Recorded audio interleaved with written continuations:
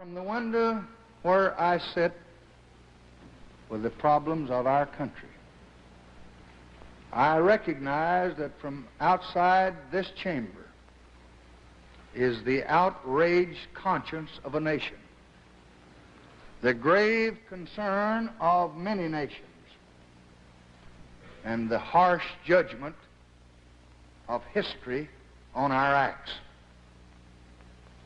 But even if we pass this bill, the battle will not be over. What happened in Selma is part of a far larger movement which reaches into every section and state of America. It is the effort of American Negroes to secure for themselves the full blessings of American life. Their cause must be our cause too. Because it's not just Negroes, but really it's all of us who must overcome the crippling legacy of bigotry and injustice. And we shall overcome. Well, the Voting Rights Act of 1965 is the most significant piece of federal legislation ever passed. It's the only federal law that allows the national government to actually suspend in place a state law in order to protect the rights of individuals under the 14th Amendment. The Voting Rights Act was passed in 1965 subsequent to the violence at the Edmund Pettus Bridge in Selma, Alabama. Lyndon Johnson went to his Attorney General, Nick Katzenbach, and asked for the toughest voting rights law that the federal government could craft. Within 6 months, the federal government had passed a law that froze in place all voting laws in 6 southern states and part of a 7th, and required any change in the law to be approved either by the federal court in the District of Columbia or by the Department of Justice. Now, there was a reason you had to do this. The government had been trying for decades to deal with minority voter access in the South. And at every turn, whenever a federal court would strike down a Jim Crow provision in election law, these southern jurisdictions would find a new way to keep black voters out of the voting booth. Even the efforts of the Civil Rights Acts of the 1950s and the Civil Rights Act of 1964 were inadequate, and you had southern politicians observing that legislatures could pass laws faster than courts could throw them out. So the Congress simply assumed bad faith on the part of these states and put into place a formula to determine which ones would be covered by the law. Those jurisdictions to this day have to have any change in their election practices approved by the Department of Justice or approved by a federal court in order to show that there's not a discriminatory effect arising from their change in law. And the burden's on the state. The state has to prove it's clean. What was the reaction, in the South to this act being passed? Well, predictable resistance, in some areas violence, litigation. Several southern states litigated to attempt to limit the impact of the Voting Rights Act, attempting to claim it was unconstitutional, attempting to claim that it applied only to the narrow act of registering someone to vote. And what happened is the federal courts determined in 1968 that the act applied not only to the act of registering someone to vote or allowing them to sign in to vote, but also to the creation of voting districts, representative districts. There are some practices that are historic in redistricting that are used to dilute the minority vote. Packing too many minority voters into one district where you minimize their impact, or cracking them among a bunch of districts where there's no prospect of the minority voters coalescing as a group to elect their preferred candidate, or even what's called stacking, where you create multi-member districts and you subsume what could be a local minority majority into a larger district where they have no prospect of electing their preferred candidate. The purpose of the act, broadly stated, is to ensure the minority voters get an effective voice and a fair opportunity to participate in the political process. Now, the good news is that after 45 years of implementation, it seems that the states are largely learning how to comply. There's ongoing litigation and a new wave of challenges to the constitutionality of the act. We saw this initially in a lawsuit called North Austin Municipal Utility District Number 1, which brought suit regarding the constitutionality of what's called the bailout provision of the Act. The Voting Rights Act, one thing we have to remember, the Act is what's called emergency legislation, which means that it has a sunset provision. It's designed to deal, it's an extraordinary act designed to deal with an ongoing emergency. And that ongoing emergency is the prospect of backsliding or discrimination that results in systematic disfranchisement of black and Hispanic voters in various states. The one vulnerability the Act has that continues to give it problems in the eyes of the court is that the mechanism for determining if a state or a county is covered is increasingly aging in terms of its relevance. The Act, the trigger to determine coverage is based upon two criteria. Did you use some sort of test or device to qualify people to vote, like a literacy test, or in the case of Texas, the use of English-only ballots by law? And then do you have voter turnout or registration that's less than half of the adult eligible population? Now that trigger picks up all or part now of 9 southern states, and it also picks up parts of 7 states outside the South, surprisingly, including 3 of the 5 boroughs of the city of New York. So Manhattan's covered by this act also. The constitutional issue is that currently, to be covered, we're basing it on turnout in 1972. So we're using voting data from 40 years ago, 2 generations ago, to determine coverage. Now, the argument that is being brought regarding this the constitutionality of the trigger of the coverage formula finds precedent in a case called City of Bernie, which is a Houston case, Texas-based case regarding an aspect of religious relic.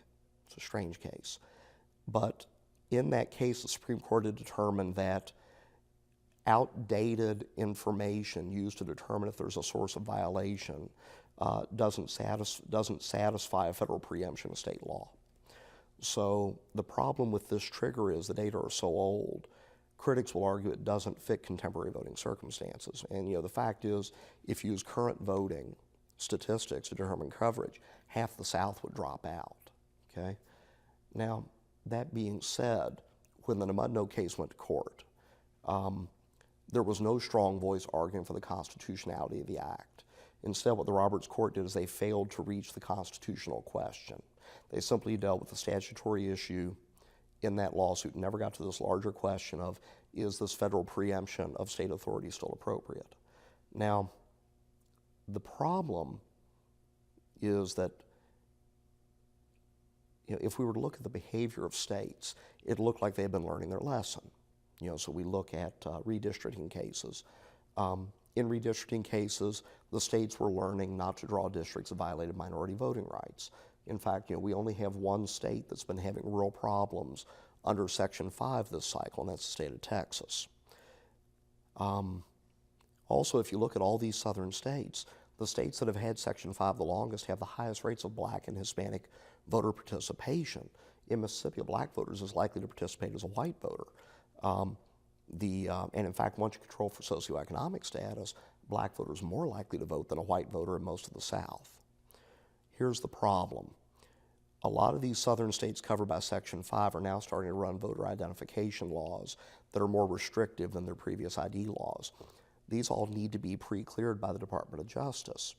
3 of these states are tangled up in voting rights litigation right now, Texas, Florida, and South Carolina. Georgia got their change approved by the Department of Justice and pre-cleared. But in these other states, they're running into Voting Rights Act issues.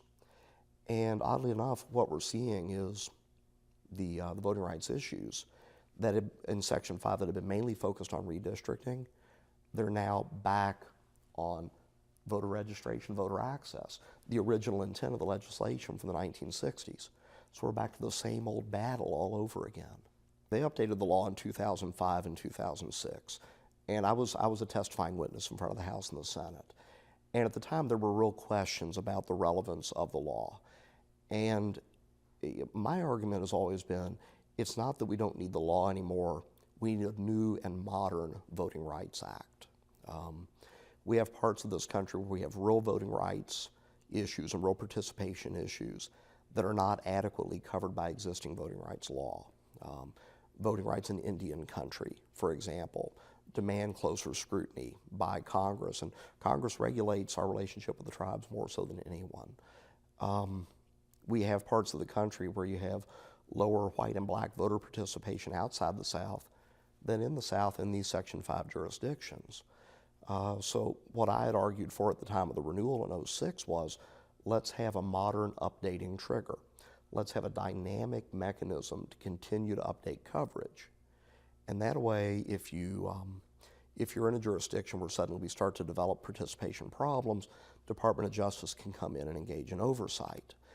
If you're in a jurisdiction where you start to overcome your participation issues, you can petition for bailout and not be covered. But then if you backslide, we bring you back in. That way it's an active monitoring system, but it holds out the prospects for localities and states that have acted in good faith to have restored to them the full authority to regulate their elections.